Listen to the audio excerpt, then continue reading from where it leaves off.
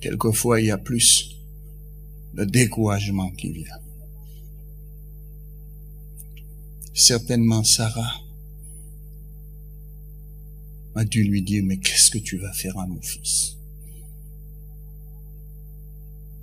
Je peux me souvenir de la femme de Job, alors que son mari est testé. C'est une œuvre du diable. Au lieu que cette pauvre femme ne se mette à genoux à côté de son chéri, elle va lui dire la plus belle des paroles qu'un homme n'aurait pu jamais prononcer de sa bouche. Maudit Dieu et meurt.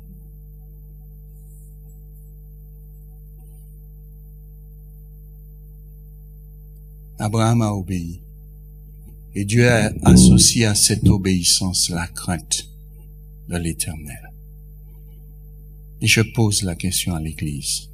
Craignez-vous Dieu?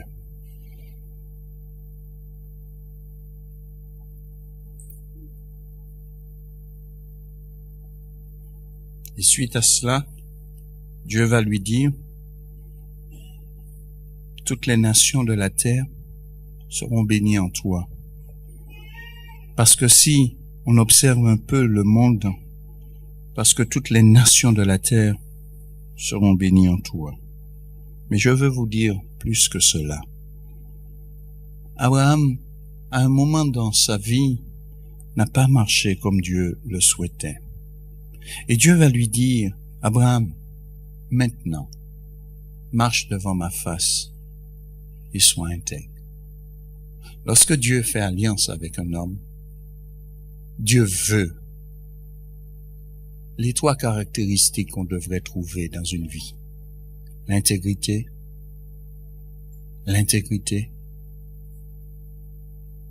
Deuxième, la justice. Oui, la foi, l'obéissance quelque part associée.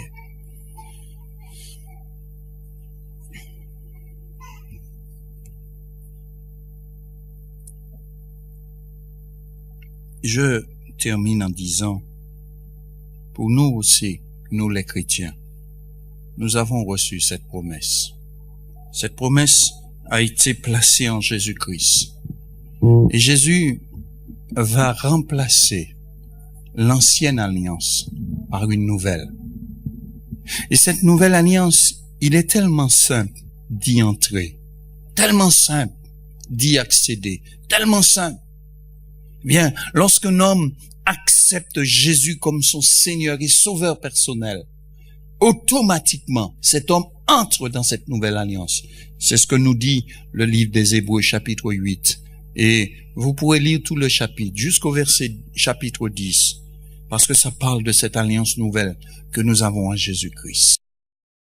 Les lieux les plus élevés, il est le médiateur entre Dieu et les hommes. Jésus a inauguré une nouvelle alliance pour nous. Mes amis, ce que je veux vous dire ce matin, c'est que l'alliance que nous avons en Jésus-Christ est supérieure à toutes les autres alliances. Mais il y a une réalité. De la même manière que Dieu va trouver dans la vie de Noré l'intégrité, la justice, et puis la foi et l'obéissance, eh bien Dieu souhaite ce qu'il a trouvé aussi dans la vie d'Abraham. Il va interpeller cet homme et il va lui dire, jusqu'à maintenant, tu n'as pas été intègre devant moi. Maintenant, marche devant ma face et sois intègre. Dieu souhaite pour chacun de nous que nous marchions dans cette alliance nouvelle en Jésus-Christ. Cette alliance nouvelle que nous avons en Jésus-Christ, nous qui avons accepté Christ, cette alliance nouvelle, nous puissions marcher dans l'intégrité, nous puissions marcher dans la justice et nous puissions marcher dans la foi. Mes amis, nous avons besoin de cela, plus que jamais, aujourd'hui, dans ce temps où la violence règne.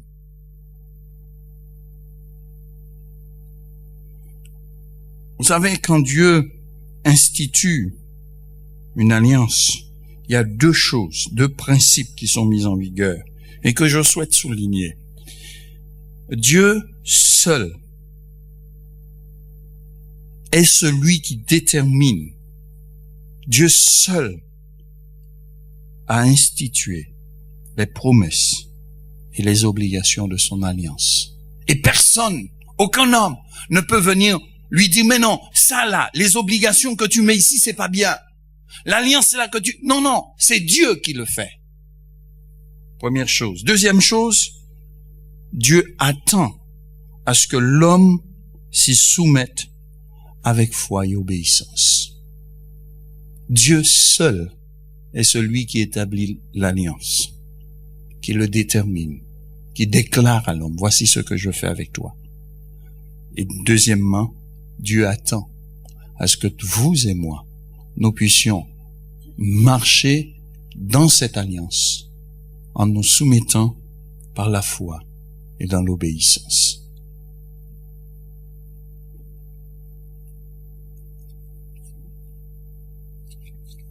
Pour conclure, que pouvons-nous dire? Si nous regardons la vie de ces différentes personnes, nous pouvons dire que Dieu est fidèle. Dieu est juste. Dans la vie de Noé jusqu'à aujourd'hui, nous avons l'arc que nous appelons aujourd'hui arc-en-ciel. À chaque fois où il pleut, c'est une beauté, merveille. Nous voyons les couleurs dans la nature et nous disons tous, c'est l'alliance que Dieu a fait avec Noé. Jusqu'à aujourd'hui, est-ce que Dieu est fidèle? Nous pouvons dire oui. Dieu va faire cette alliance avec Abraham. Il va lui dire, je vais te ramener dans la terre de Canaan. Est-ce que Dieu l'a fait? Oui. Est-ce que Dieu a bien donné la terre d'Israël aux Hébreux? Oui. Est-ce que Israël a toujours obéi à l'alliance de Dieu? Non. Dieu ne va pas s'arrêter là. Dieu va continuer à créer une nouvelle alliance. Une alliance nouvelle. Et c'est là où il va dire, je vais prendre un peuple qui n'est pas mon peuple et je vais inscrire mes lois dans leur cœur. Et ils me connaîtront. Et plus personne ne dira à son frère, connais Dieu. Mon frère, ma sœur, c'est de toi que cela parle. Où en es-tu avec ton Dieu? Est-ce que tu marches dans l'intégrité? Est-ce que tu marches dans l'alliance de Dieu déjà? Est-ce que tu l'as accepté? Est-ce que tu as dit à Jésus, j'accepte la nouvelle alliance que tu crées avec moi? Est-ce que tu as accepté pour dire, je m'y soumets, pour marcher dans l'intégrité, pour marcher dans l'obéissance, pour marcher dans la soumission?